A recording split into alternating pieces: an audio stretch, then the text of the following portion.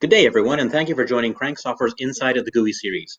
As part of our customer case study sessions, today we're talking about an exciting GUI project we did with Stages Cycling. A world leader in cycling power meters and indoor bikes based out of Portland, Oregon, with engineering done in Boulder, Colorado, Stages has a history of innovation and manufacturing expertise in the cycling space. Recently, Stages decided to use Crank Storyboard to support the modernization of their Dash cycling computer. Joining me today to discuss this project are Jim Stemper, Director of Product Management at Stages, and Abid Esmail, Senior Embedded Software Engineer. Welcome, gentlemen. Hey, thank you. So, Jim, we'll start with you. First question is just to set the stage and give some context for what we're about to discuss. Can you provide an overview of what Stages does and this Dash project in particular? For sure. Stages was started about 11 years ago by cyclists, formerly who worked at Schwinn and Nautilus and other places, with the idea of making a power meter for an outdoor bike. And to this day, we still do that in Boulder, and we are the leader, we think, in the entire world making power meters. But not only that, we also make indoor bikes for commercial settings like clubs like Soul Cycle and Equinox. And Stages also has a bike computer business, which started basically right after I got here.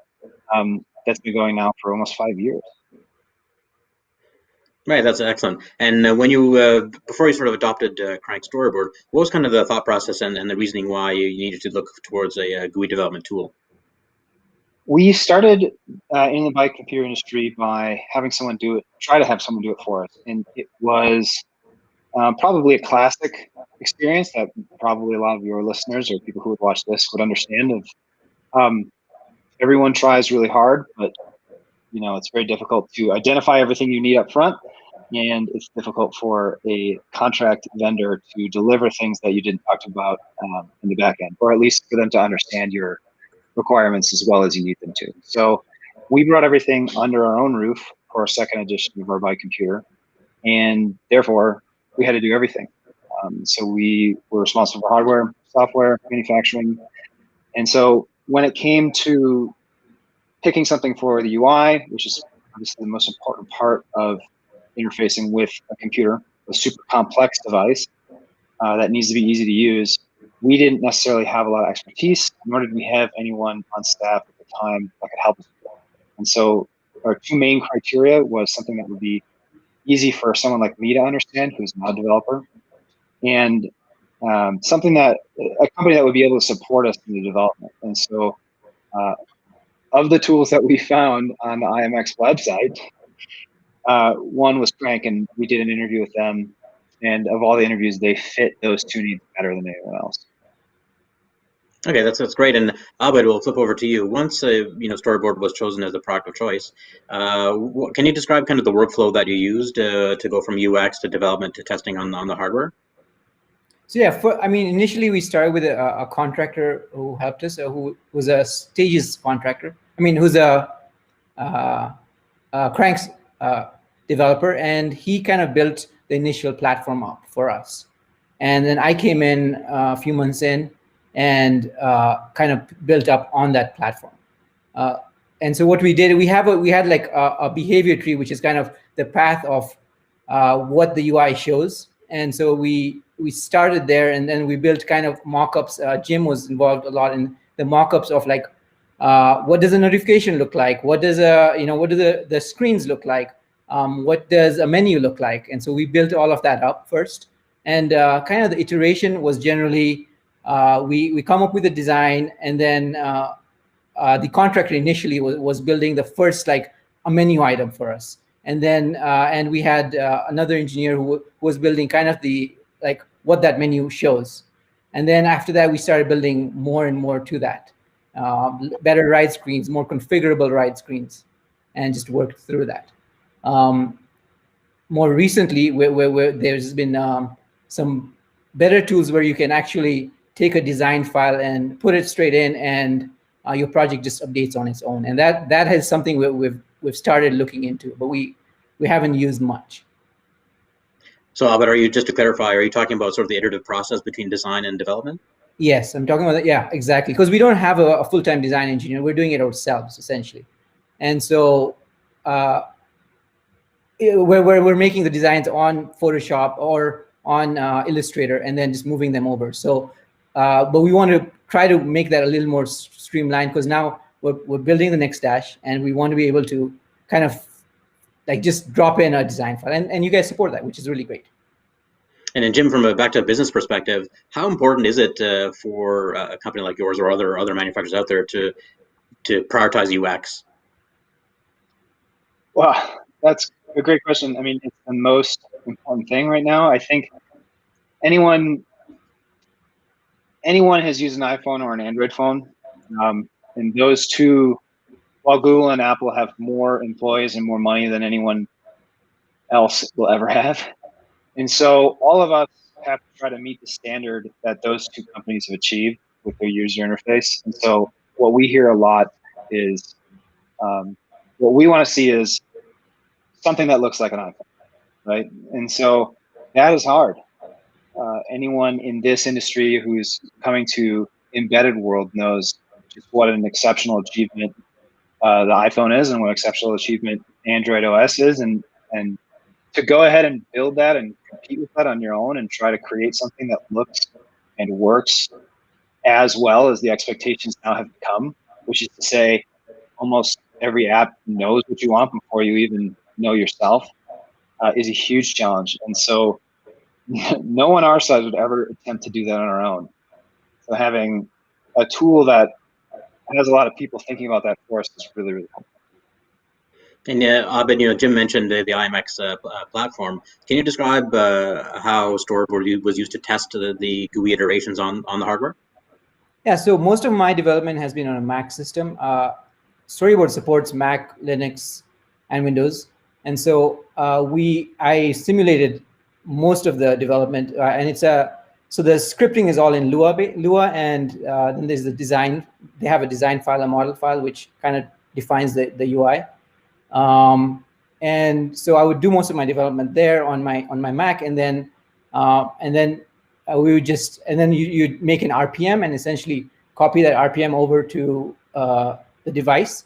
And the great thing is you're scripting in Lua, so you can also modify things at runtime on the device and see changes immediately. So, and what I found was that the performance was very similar, which is not what I've seen in other embedded platforms. Like the performance on my Mac was similar to the performance I was getting on the bike computer. They were on the bike computer itself. There were some cases where we ran into slowness, and Evan, who is the contractor, was able to really help us kind of just because they have really good profiling tools which can tell you how long certain operations are taking. So we just turned on all their debugging. They have a graphical interface which shows you exactly when each operation is happening, and we were able to identify those really quickly and optimize. That's great. And then Jim or Abid, considering you mentioned the next iteration of the product, is there anything that you would change between the previous development process and business process that you used going forward? I think one thing that we discovered, as Abid alluded to, is a bit of the integration you guys made with some of the more popular design tools.